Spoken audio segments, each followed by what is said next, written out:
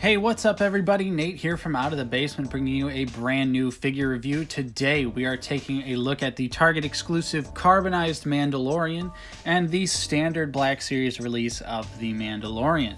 Triple Force Friday just passed this weekend and we had a great haul, and you should definitely check out our vlog. There will be a link right here. Click on that, check it out. We had a great Force Friday, pretty much got everything we wanted. And I ran a poll on our community page here on YouTube to see what figures you guys would like to see reviewed first. And of course, the Mandalorians won, so we got to take a look at them. We're going to take a look at the accessories. We're going to compare them together, show you exactly what the differences between the standard and carbonized release are. So you're definitely going to want to stick around. So let's take a look at the package here. You can see this is the Target exclusive, and pretty much you can see me. Hey everyone.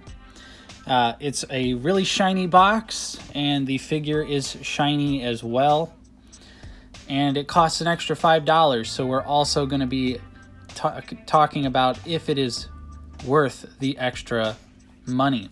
Of course, I'm an opener, so the shiny box really doesn't do anything for me, but it does look really cool, I will say that. Obviously it's shiny, so I'm kind of just like, me likey shiny thing, but you can see the boxes are exactly the same. They're both 94. Both have the exact same bios there, which you can pause and read there if you would like. And yeah, same exact things, nothing different, just the bronze box instead and the different background piece. So let's go ahead and get them open. We're going to take a look at the accessories first and then the figures. So for accessories, the Mandalorian comes with two blaster pistols right here. You can see the carbonized version in this hand and the standard version in this hand. They are virtually exactly the same. Of course, the carbonized gun is the shiny silver paint with a brown handle, and I really like the way this looks. I think the sculpted detail and everything on the carbonized version of the gun looks super dope, looks very awesome. And I mean, this one does look cool too, but it's more of a darker gray plastic, sort of dull, nothing too special about it. The handle is also just a black instead of a brown, so I just feel like I like the look of the carbonized one just a little bit more, but they're both still cool. They both look nice, have nice little bits of sculpted detail in them, and they got paint on them, so I can't complain. And then we have his longer rifles right here, of course on top the carbonized and on bottom the standard. And you can see that the details are, once again, just like the pistols, they are exactly the same. You can see that this is more of a brown, like a lighter brown with the silver parts on the rifle, and I feel like the black is also a little bit more defined on the top here. It's kind of hard to see on camera, but yeah, I think you can tell. The barrel's more black, whereas this one is just like a gray plastic, so it sticks out, pops a little bit more, but for the most part, I mean, they're exactly the same, and they both look awesome. Really nice detail on them. I got some paint rub on my standard release because it's kind of hard to get the rifle in his hand when I was messing with him, but I guess I'll show you real nice details here. Look at that. That is really nice. Looks really clean, and it fits in his hand really snug too. And I'll show you how awesome the Mandalorian figure is. So let's not waste any more time and let's get to the actual figures. Alright, so here are the Mandalorians out of the package, and you can see that honestly the paint detail is pretty different, especially in the helmet department. I feel like that's what really differentiates these figures the most. Of course, again, this is the carbonized with the more silver helmet. This is the standard release, which is also the same as the first edition.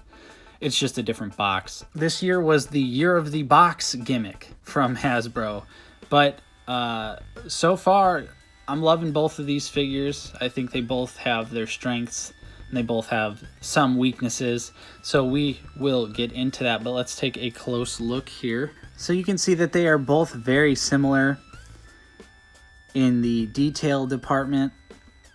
down to every little nook and piece of battle damage on the figures. And his gun fell off. That's one thing I gotta say about this figure, and we'll get to that, is the weapon storage on the back here.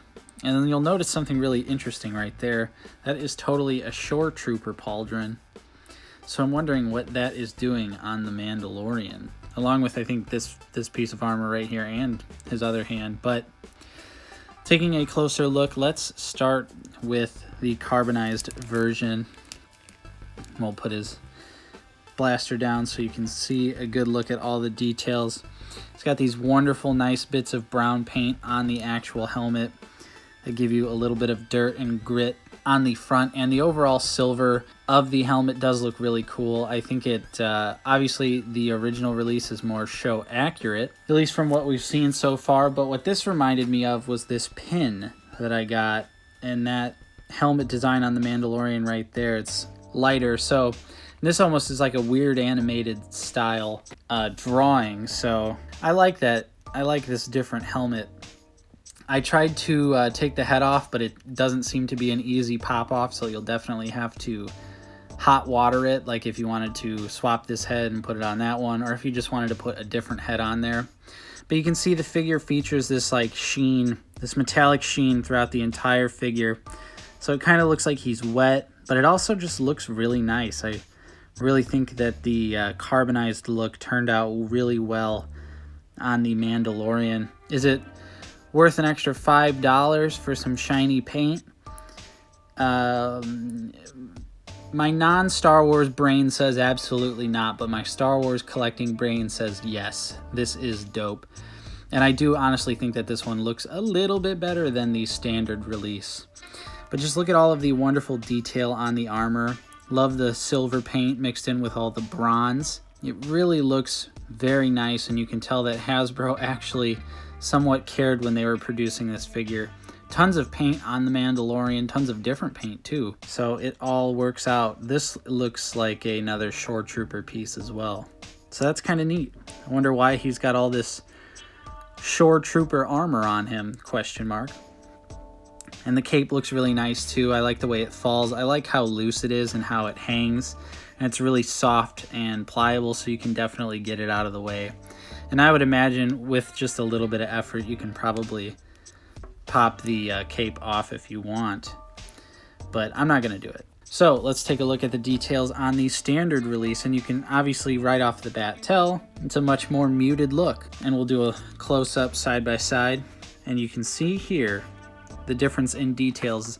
The standard release here still has a lot of paint, but it does also have some like boring, no painted plastic parts, like his underneath shirt right here and the arms and stuff. I think the carbonized one looks a little bit more interesting just because it doesn't look so plasticky. But with the darker helmet, you still do have the dirt details on there. They're just a lot harder to see, but they are still there, and it looks great. There's so much paint on this figure. I'm so happy that Hasbro went the extra mile with the Mandalorian, because it seems like it's going to be an awesome show. The character design is cool, of course, so it's got a lot going for it. You can see it even has some more details that the carbonized version actually doesn't have painted on the pauldron. You can see there it's got more armor blasts, so that is a little bit different. Minor variations there, but you can see the dings really well on this one. I'm glad they put tons of little silver paint looking scrapes all over the figure. And again, down here, the different colors there, the light blue mixed with this like darker rust looking color. But then the boots also, I don't think, look nearly as convincing. And on both figures, actually, they didn't carbonize the feet. So the feet look very plasticky. They're exactly the same on both releases, which is mildly disappointing that you get all the way down the figure and they don't even paint the feet, especially for the extra $5. And on the back of the figure, this is actually how the weapons plug in. You can see that the strap has a little hole along with the back of the figure. And if I had to really complain about something, it would be this weapons storage, because it doesn't really work that well. It doesn't really peg that far into the figure, and you can see that paint chipping has already occurred on my rifle from trying to stick this in his back. Just doesn't seem like it wants to fit in there all that well, and it only wants to go in about that deep. I don't know if it's like that across the board or if it's just mine, but I feel like both of them do the exact same thing. They don't really fit in there that well, and it sort of just hangs there kind of loosely and keeps falling off for me anytime I'm really trying to pose him. So that is a little annoying. So let's get into the articulation. It's exactly the same on both figures, so I'm only going to show one at a time. So first off, the thing that I really like about this figure is that it has tons of head movement. You've got a wonderful neck joint in there that you can't really see on camera, but it is there. So you have a neck joint, and then you also have independent head movement like that. So you get tons of range out of the head, and that is just absolutely wonderful. Of course, you can do the Exorcist with it. The arms definitely go out really far, and it's really smooth too. And the pauldrons are nice and flexible, so they do not get in the way at all. And that is really awesome. Butterfly joints as well, so he can hold his weapons really well with both hands, which is wonderful. Single jointed elbows that do have rotation, and we also have something we don't really see in the Black Series often. Look at this. Are you kidding me? Forearm rotation. When's the last time we saw that in the Black Series? That is absolutely awesome. I just noticed my Mandalorian has a pretty nice paint smudge right there. Thanks, Hasbro. Just kidding, it's not that big of a deal, but that is awesome. You have the hand hinge, and it rotates all the way around. And on this hand, I am happy to say that it is the vertical. Yes, the vertical joint, so you can properly aim this weapon, and you can see the paint rub again. His hands are really tight, like really close together, which is a good thing, but also at the same time, you can definitely run into some paint smudging from the paint on the fingers to the brownness of the gun. Of course, he does have this joint right here in his stomach, and he moves all the way around side to side, front to back. Looks really nice, and this is a nice soft piece of plastic that is very malleable, so it will not be in your way. Of course, his legs can kick out pretty far as well. He does have double jointed knees that work great. Thigh swivel right there. No calf swivel, which would have just been insane, but his feet can go down an alright amount, and they can go up actually pretty far. And of course, you know, he's got ankle pivot.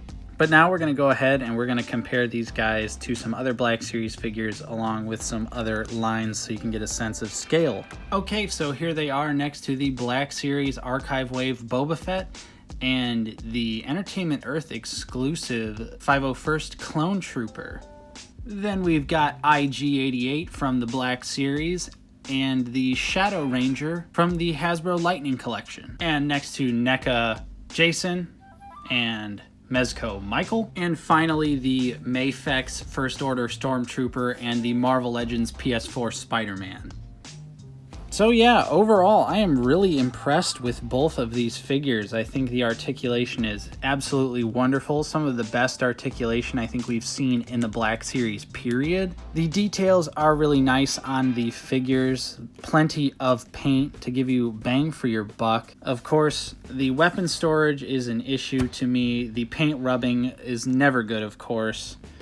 But overall, those are just very minor complaints, and I think that the figures are easily some of the best in the Black Series so far. Really happy to own both of these, and I think they're an easy pickup for anyone who is a Star Wars fan or anyone that just likes a really solid action figure, because I mean, I don't know about you guys, but I feel like even if I didn't like Star Wars, the designs of the Mandalorians and Boba Fett and all of them would just be badass looking characters anyway, so I think they both look super dope. I think you could go either way and enjoy them. At the end of the day, is the carbonized version of the Mandalorian worth the extra $5?